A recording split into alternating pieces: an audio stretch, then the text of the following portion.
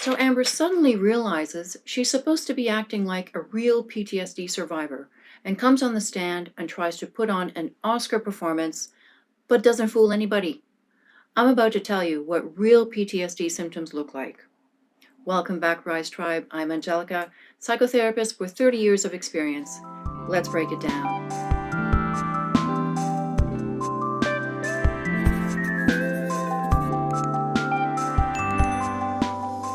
So Dr. Hughes, Amber's psychologist, diagnosed Amber with PTSD.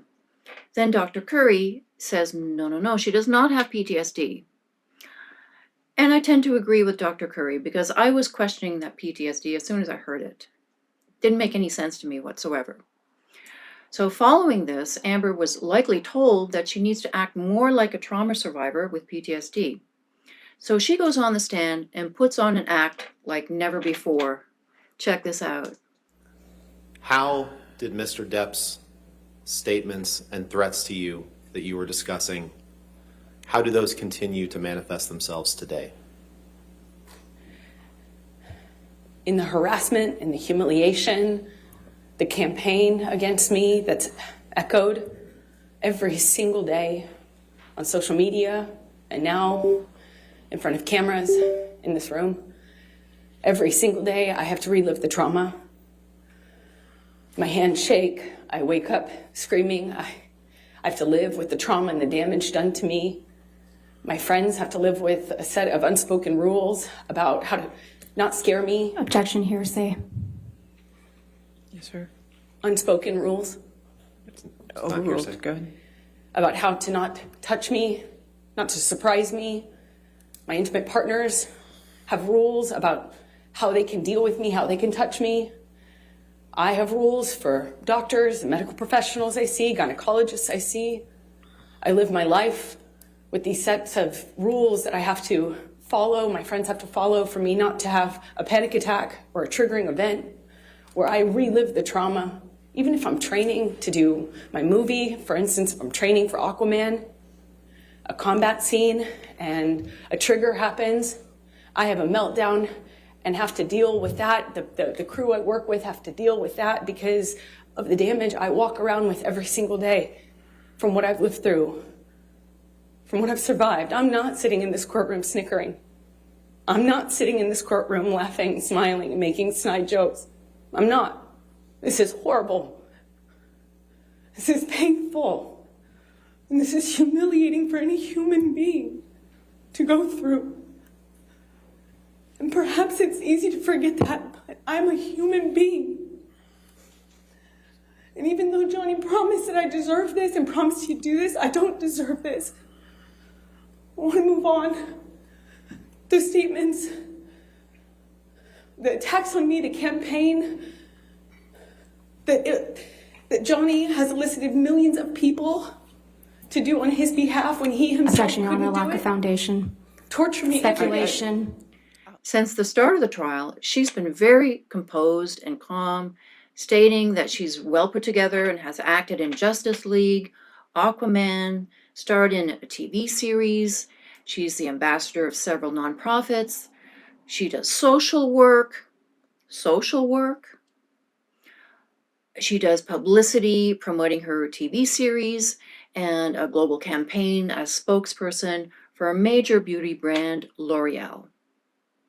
So that certainly doesn't fool me, this diagnosis of PTSD, because she does not sound like any PTSD trauma survivor that I've ever worked with. And I've worked with many. Now, she suddenly realizes she's supposed to be acting like a real trauma survivor and comes on the stand and tries to put on this Oscar-winning performance, but doesn't fool anybody. I've worked with many trauma survivors, so I'll tell you some of their experiences and what real PTSD looks like. Now, I'll be honest with you, it was hard for me to do this video because I kept hearing a voice in my head telling me, I don't want to hear it. Stop talking. We don't want to hear that. I don't want to hear it. Every day at the end of this relationship, this is what I would hear until I stopped talking. I tell you this because Johnny also experienced this. Johnny said he was constantly berated, put down, shut down, and told not to speak. And he actually said his words, "I couldn't speak." When we are shut down and told to shut up and berated constantly, this is emotional abuse. So I am speaking now. I am speaking now because I'm not a victim anymore. I am a survivor and I will speak. I will start with my own personal account of PTSD because I just realized I have PTSD as an adolescent as I have been creating this video. And I can't believe, like, I went through this, but I just didn't realize that I had the actual symptoms of PTSD. Go figure. I think, this whole Johnny trial has been triggering for many of us, and, we see it in the comments. Like, a lot of people, have been triggered by this. A lot of real survivors of abuse. So my story is that I was involved in an emotionally abusive relationship as a teen for 4 years. And I didn't tell anyone about it. And, he had the typical symptoms. He was very jealous, possessive, controlling. And I felt very trapped and unable to get out of the situation. And I felt like I couldn't do anything about it. And at the time, I lived on my own. This is like early teens. Lived on my own, and so I had no support from anyone, so I just dealt with it. And one day I actually saw him in my backyard. I looked out my window, peered out the window, and there he is in the backyard. Real creeper. And, that just freaked me out. But one day he threatened to kill me, so finally I told my mother about it. And so she took me to the police and we went to court. At that age, I was 16, and I got a restraining order. I will never forget that day that I was in court, and I actually remember the people that were there, who was there. They were famous in my area. I won't say who, won't name names, but I do remember that day. It's very clear in my mind. And the 4 or 5 lawyers that were there all agreed, okay, give her this restraining order. And it worked for him because I think he was a teen, and I think it probably scared him. Now, restraining order doesn't work all the time. An abuser is not always going to listen to that restraining order and abide by it. But for him, it worked, and that's how I was able to get out of the relationship. So my PTSD symptoms started afterwards, and so I was very hypervigilant and anxious. I was checking behind the doors and behind the furniture whenever I came home from school, because I was scared that he was there. I was scared he was going to be there. Looking out my window, to see, is there anybody in the backyard? It was creepy. And so that lasted a couple of years, actually, where I had that hypervigilance, anxiety. And as my grades went down, as I was, I was unable to concentrate. Now, I've always explained it by saying, oh, I was just trying to survive emotionally, so I didn't have the energy to put forward into schoolwork. But now I'm realizing it was actual PTSD. And the teachers didn't ask questions. And I was actually put in a slow class because my grades went down, and so they must have thought I was delayed somehow. But I got myself out of that class and back to my regular class, and I was so angry that they would put me there that I did so well that year. I didn't have to write any exams. But then later on, my grades went down, and it just, it was a struggle. So getting to this point, ladies and gentlemen, it has not been easy for me, to say the least. But here I am. So let me tell you now about a few of my clients. Yes, but before that, I just want to tell you, I was re-traumatized after that, because when we go through trauma in childhood, that sets us up to be re-traumatized later on. So I was re-traumatized many times since. Why? Because that's all I knew, and we repeat what we have lived.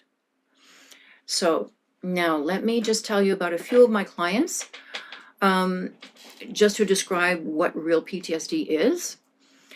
So this one client, she was an IPV client, a victim of interpersonal violence, and so she was very physically and verbally abused for many, many years. And so some of her symptoms were hypervigilance. So she was unable to be approached by anyone. She would be startled and she would jump when I came within 10 feet of her. So as soon as I would approach her, she'd have a real huge startle response. And so I would have to circle around her like about 10 feet away and wave before I would approach her, just so I wouldn't startle her. And so so she was unable to be touched by anyone. She couldn't hug anyone. No, she's a little bit better now, she's come a long way. But so she also had flashbacks. She's unable to lie down in a horizontal position because she was strangled in her sleep. So, and that's still an issue now. So, she has to sleep in an elevated position.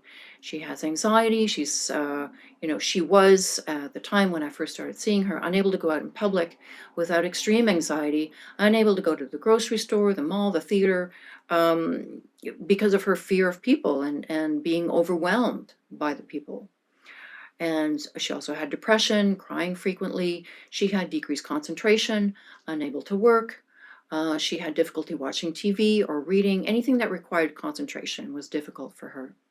She was also photosensitive to the lights, any bright lights. So going in a public place like the mall or a theater, the grocery store was really, really difficult because it's very brightly lit. And this was due to her traumatic brain injury, TBI, which she sustained as a result of her physical abuse. Also, with the TBI symptoms, traumatic brain injury, she also had dizziness, chronic migraines, frequent visits to the neurologist, and she continues to do that to this day. And so that's been ongoing for many, many years. She has also been traumatized by the courts, protecting her criminal ex-husband, who have now allowed one of her boys to live with her abusive criminal ex. So you will hear from her in the future video. So subscribe if you would like to hear her speak about her experience in person. So a second client, this is a different example of trauma, was a bank robbery. So this particular client was a victim of 2 bank robberies. The first one, she was held at gunpoint, and the second one, she was threatened with a syringe, and the robber said that it was filled with the AIDS virus. So as a result, she has had severe PTSD symptoms. Again, the same symptoms: flashbacks, hypervigilance, anxiety, depression, unable to concentrate, insomnia, loss of memory. So also she had a childhood trauma of being attacked at knife point, and she had to run away from her attacker. That was her childhood trauma. Because whenever I work with a trauma victim, I always ask them about past traumatic events.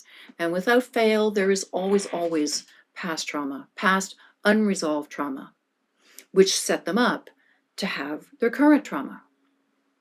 So this particular client also, she was unable to work, unable to study. She attempted studying, but she failed the course. She was unable to socialize anymore, and she had difficulty maintaining any friendships, any kind of relationships. She started having anger issues. She was very, very irritable.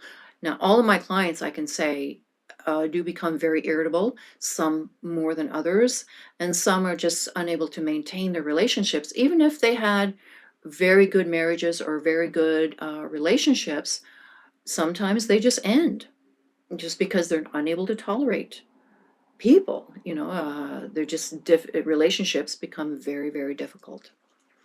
So a third client, third PTSD client, this is a bizarre story. Now, this client was carried away by a snowplow and hit by a bus. So this client, one day he was parked on the street, and his car was covered in snow, and the snowplow comes along and starts plowing. This snowplow didn't realize that he was plowing a car, and my client was inside the car, and he was being pushed towards a river. So what does my client do? He opens the door and he jumps out of the car so he wouldn't be, plowed into the river. So he didn't seek any therapy after this.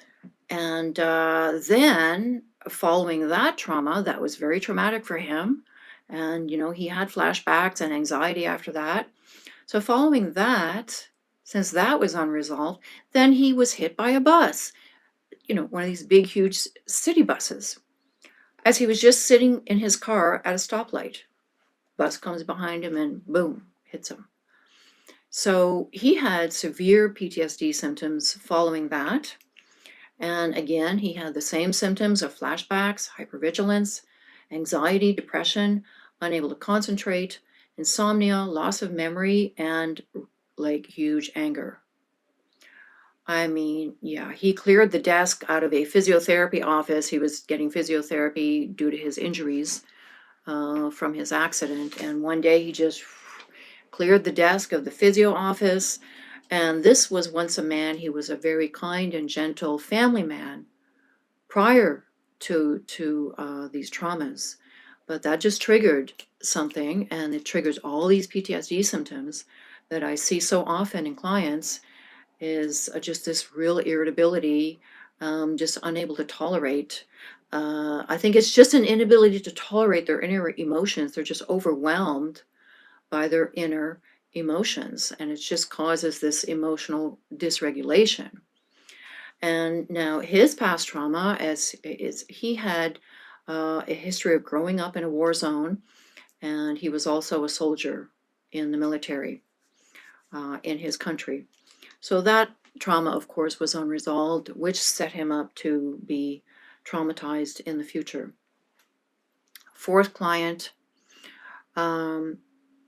last client, she is a genocide survivor and also a victim of IPV, intimate partner violence.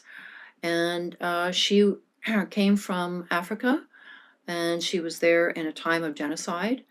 And she had both arms severed by the brother of her husband, who was murdered during the genocide. So when her husband died, he took her as his wife, and he just claimed her as his wife. And he says, you're my wife now, and that was it. There's nothing she could do about it. And so there was a lot of severe physical, emotional abuse. And up until the time that he severed her arms, and she had to sharpen the machete. We hear of people, having to, I think Johnny and his sister had to go break the branches off of trees, green branches, so they wouldn't break. And this woman had to sharpen the machete that he used to sever her arms. Her PTSD symptoms, well, every moment of her life is difficult for her, if you just think about it for a minute. So she, again, has the same symptoms as everybody else. She has flashbacks, insomnia, anxiety, lack of concentration, hypervigilance. Life is a struggle. And you may meet her also in a future video. So all of these clients have the same PTSD symptoms and all had unresolved childhood trauma histories. So when childhood trauma is left unresolved, we are at risk of being re-traumatized, and that is what I see in all of my clients with PTSD symptoms. So Amber has been very high functioning and able to work and have, somewhat of a normal life, which is what she explained initially. This is why I don't see the symptoms of PTSD, and also why Dr. Curry did not see them either. The symptoms that I do see in Amber are CPTSD, which is complex post-traumatic stress disorder, and also personality disorders, which I will talk about in another video. Subscribe to hear me talk about the pink elephant in the room. that you all know about already, and you know, you've been writing about it in the comments. We just haven't heard much about it in the courtroom. So complex post-traumatic stress disorder is a condition where you experience some symptoms of PTSD along with some additional symptoms, such as difficulty controlling your emotions, feeling very angry or distrustful towards the world, constant feelings of emptiness or hopelessness, feeling as if you are permanently damaged or worthless, feeling as if you are completely different to other people, feeling like nobody can understand what happened to you, avoiding friendships and relationships, or finding them very difficult, often experiencing dissociative symptoms such as depersonalization or derealization, physical symptoms such as headaches, dizziness, chest pain, stomach aches, and possibly regular suicidal feelings. So if you have complex PTSD, you may be particularly likely to experience what some people call emotional flashback, where you have intense feelings that you originally felt during the trauma, such as fear, shame, sadness, despair, and you might react to events in the present as if they are causing these feelings without realizing that you are having a flashback. And this is actually what happened to me as I was about to create this video. When I started hearing the voice like, no, I don't want to hear it. We don't want to hear it. Just be quiet. You know, don't talk about it. This is what is called an emotional flashback. So this happens, but I'm pushing through. I did it. So this is what happened to me, and just start noticing if this is what happens to you also. So we see that Amber definitely has issues with emotional regulation. As Johnny said, that she was always angry. She was angry and distrustful and frequently started verbal and physical fights. And she may have had feelings of emptiness and hopelessness, which made her very clingy, extremely needy, insecure within her relationship with Johnny. So comment down below and tell us about your own symptoms of PTSD or CPTSD. Let's hear your voice, because you are not alone. So if you are a survivor or victim of intimate partner violence, I want you to comment down below, stand with Johnny, and say #MeTooJohnny. And if you are in need of psychotherapy, you can become a member of the Rise Tribe by joining the Buy Me a Coffee link down below for the price of 2 cups of coffee. And I provide weekly exclusive content of various forms of psychotherapy techniques to help you heal and move beyond dysfunctional patterns. Hit that like button and subscribe. Till next time.